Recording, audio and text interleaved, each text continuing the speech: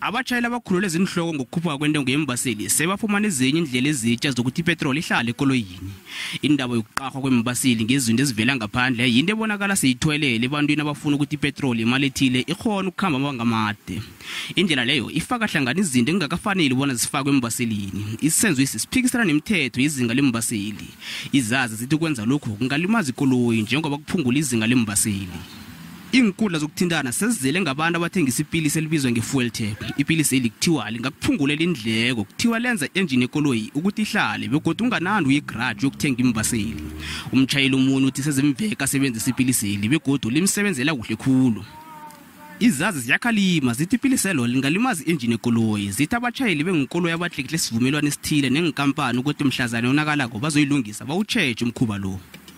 Abatjhayeli bayelelisa ukuthi bathenga imbaseli endaweni ezithemekako begodwa batsheje bona lapho ithenge kakhulu khona kungenzeka ukuthi seyifakwe indwanyana.